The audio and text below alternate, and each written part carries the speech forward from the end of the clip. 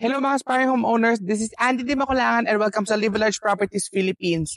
So, andito tayo sa isang maaraw at maganda ang klima dito sa Lipa City, Batangas na kung saan meron ako sa inyo ipapakitang house and lot package na pre-selling. And itong house na ito actually ay meron ng client. Pero itong developer na ito ay nag-o-offer ng installment na house and lot package na kung saan pwede kang magkakaroon ng ganitong kagandang bahay na flexible ang terms. So, ito po is a 5-bedroom unit. This is the Gavina house model.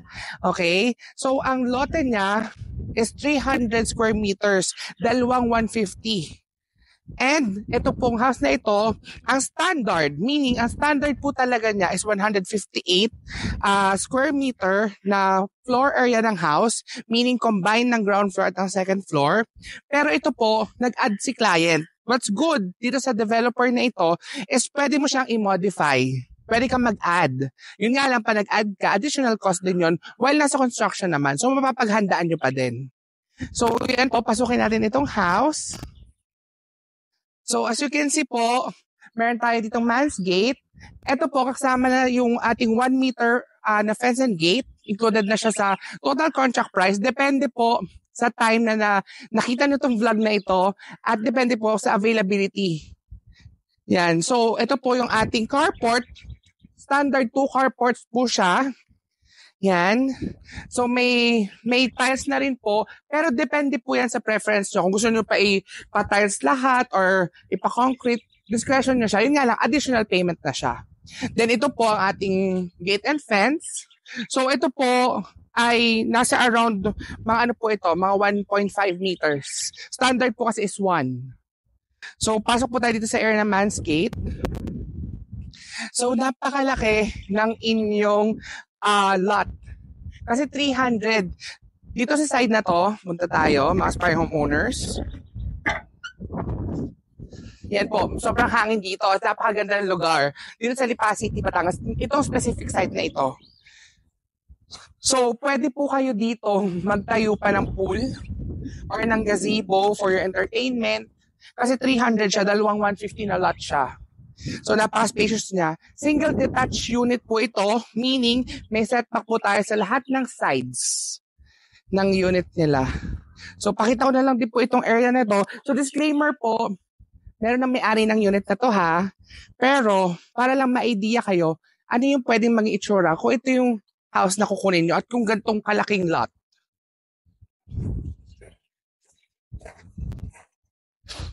Ayan. So, ito po.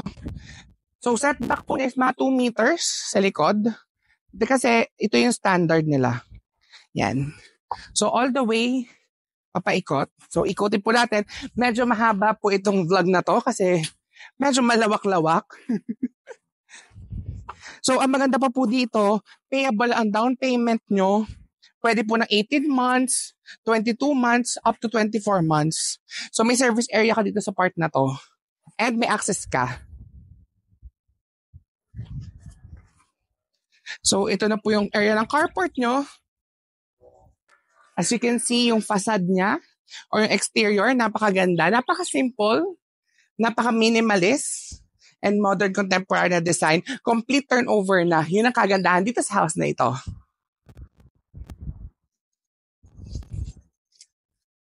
So, ito po, meron tayong pocket garden sa area.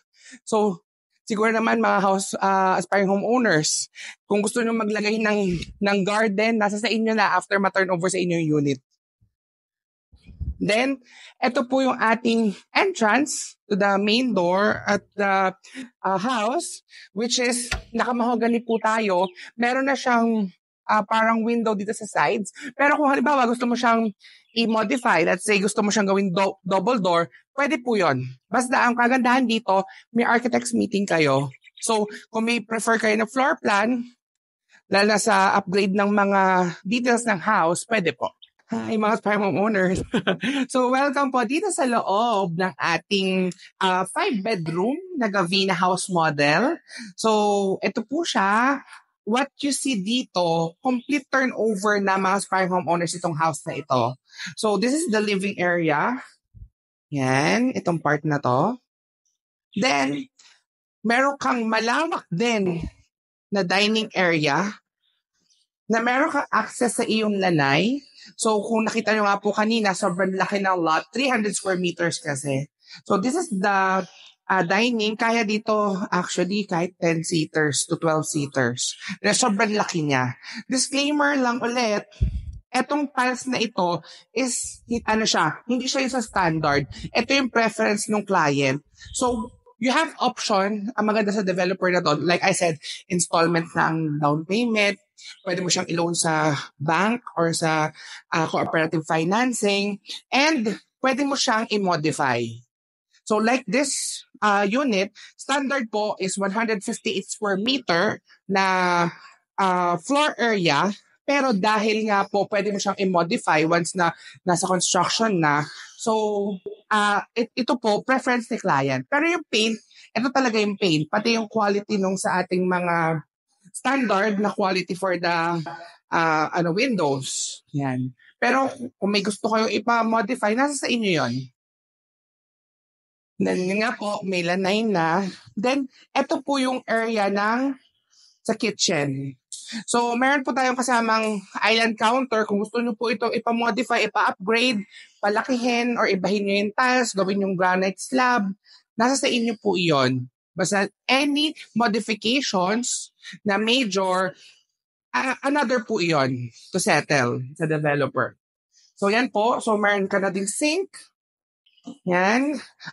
Ito po, since customized nga po ang ating tiles, pati yung backsplash natin, included na rin po itong ating mga cabinets, mga fire homeowners. Yan. Tapos kung magpapaabang kayo ng mas malaking for cooking, yung stove or kung ano man, nasa sa inyo po yan. Tapos kung halimbawa 2-door na ref, pwede rin po. Then dito sa ground floor, meron tayong 2 room. So, ito po, hindi lang namin mabubuksan na, pero this is the storage area. So, may storage po kayo. Medyo spacious din yung loob niya. Tapos, meron kang toilet and bath sa ground floor. So, yan po ang kanyang turnover. So, ito po is standard ang fixtures, pero upgraded po ang mga tiles. Ang maganda po sa kanya, hanggang ceiling na yung tiles niya. Yan. Then, we have our 2 rooms here, okay? So, ito po yung first room natin. Yan. So, ang maganda sa kanya, meron siya, you have option, pwede siyang cove or drop ceiling. Yan po. And lahat po ng doors is mahogany. Kahit ang ating toilet and bath, mahogany po ang gamit nila. So, di ba po yan? Kung gusto nyo itong maging maids quarter, or kung may elderly kayong kasama, or office, or just storage din ulit, nasa sa inyo. Since 5 bedrooms po siya. Or kung halimbawa nga po, gusto nyo i-modify ng i-convert into a bigger room, pwede po iyon. So ito po yung another room natin.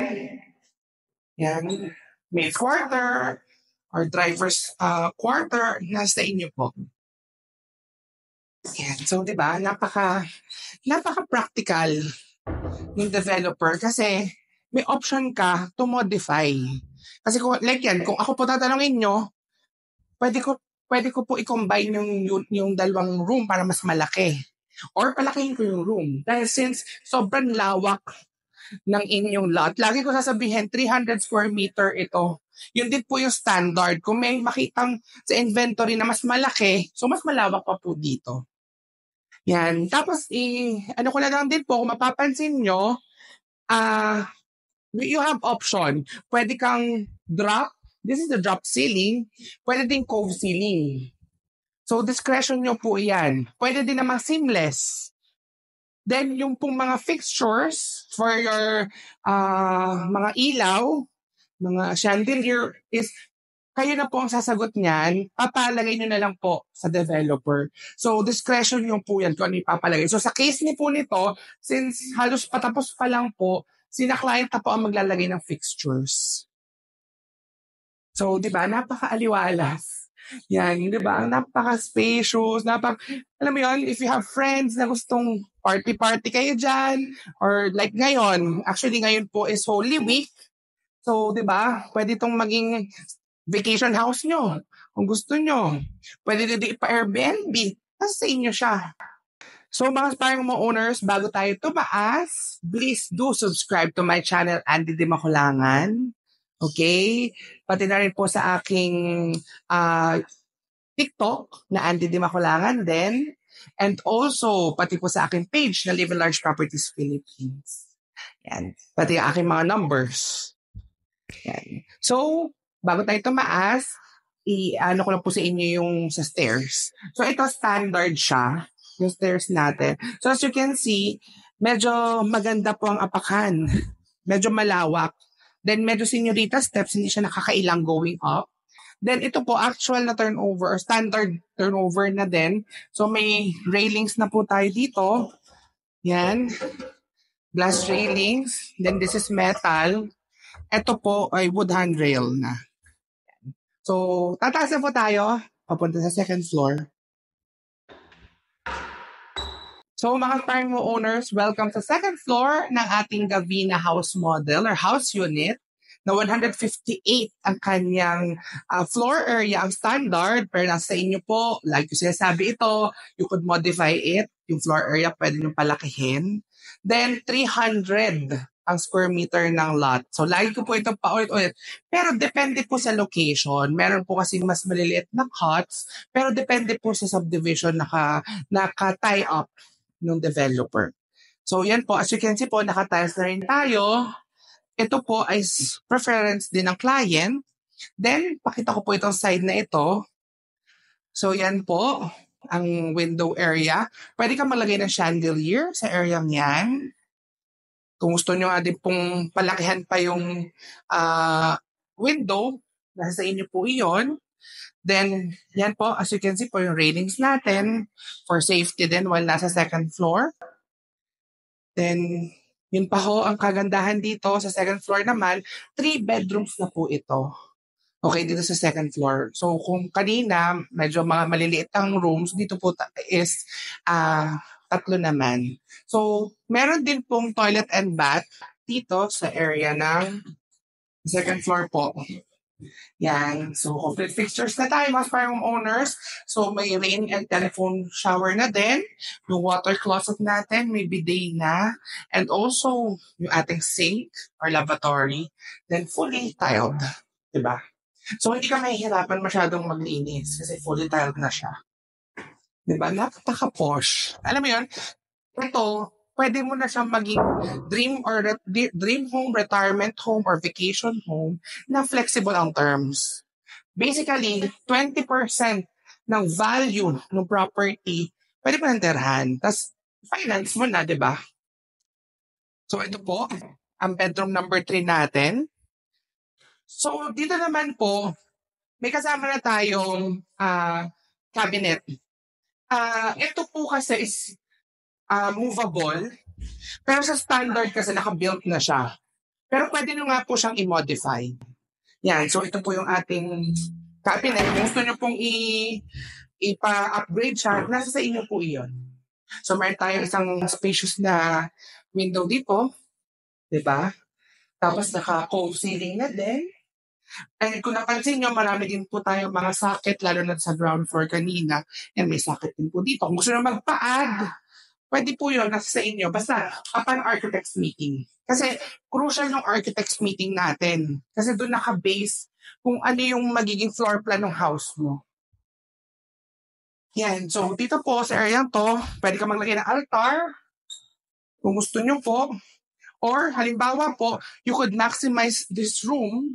Itong nasa corner, pwede nyo po siyang i-extend para room, another part ng room siya. So, this is the 4th room. Yan. So, halos same lang din sa 3rd bedroom. So, room number 4 na ito ha, mga aspiring owners. Like I said, 5 bedrooms po ito. Then, meron din tayo ditong family hall or area. Yan. So, pwede ka rin maglagay dyan ng, let's say, maliit na couch. Nasa sa inyo po. Later tayo pupunta sa terrace. Then, welcome sa masters. So, this is the masters area or the fifth room. So, mas spacious po siya. Yan. So, actually, mga farm owners, di ba may balcony? Later, papakita ko. Pwede ka kasi magpalagay ng balcony kung gusto mo. Lalagay ka dito ng another door rather for your balcony. Kasi yan, naka-cove ceiling na din. Then may abang na rin po tayo for your chandelier na prefer. Then ito po, ang ating mga cabinets dito sa area. So parang mini walk-in closet na ito. So yan po, naka-built-in na siya. Then kung gusto nyo nga pong i-extend, much better para ma-utilize yung mga space. Then ito po ang ating master's toilet and bath. So, yan po. Mas malaki po siya ng konti. Actually, may iba kami mga units na malaki ang toilet and bath ng masters. Yung iba, kung gusto, halimbawa po, magpalagay ng, let's say, ng mga jacuzzi or bathtub, pwede po iyon. Nasa sa inyo po yon. Yan po. So, kung halimbawa gusto nyo dito lagyan ng harang, yung glass, nasa sa inyo po iyon. Pero, ito kasi medyo open concept. Kaya, medyo mas spacious tingnan. Pero nasa sa inyo po yun. Kaya, yun ang kagandahan po sa developer na ito kasi pwede siya i-modify. Parang, hindi ka na, yung facade, yun po talaga. Pero kung modification na konti, pwede rin naman po yun. Pero when it comes sa floor plan ng loob ng house, nasa sa inyo po yun. Basta po, pasok sa inyong requirements, pasok sa budget, at saka pwede sa mga restriction, walang problema.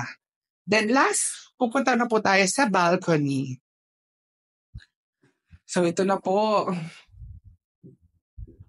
ang ating balcony. This is a standard balcony. So kung gusto nyo din po siyang ipa-extend or modify, pwede po yon. Kasi halimbawa po yung iba, let's say, nagpapa-extend sila ng balcony para at least yun pong carport is covered. Pwede po yun upon architect's meeting. So, ito po siya. Diba? Napakalawak. Napaka-spacious talaga. Parang may enjoy mo yung, alam mo yun, yung life mo, yung iyong mga success, mga narating sa buhay. Kapag may ganito ka ng bahay, this is a symbol kasi na nag-iba na sumakses ka na. Diba? So mga aspiring homeowners, let's do a recap. So mga aspiring homeowners, ito nga po yung ating 5 bedrooms na Gavina house model na kung saan ito po is 158 square meters ang standard na floor area.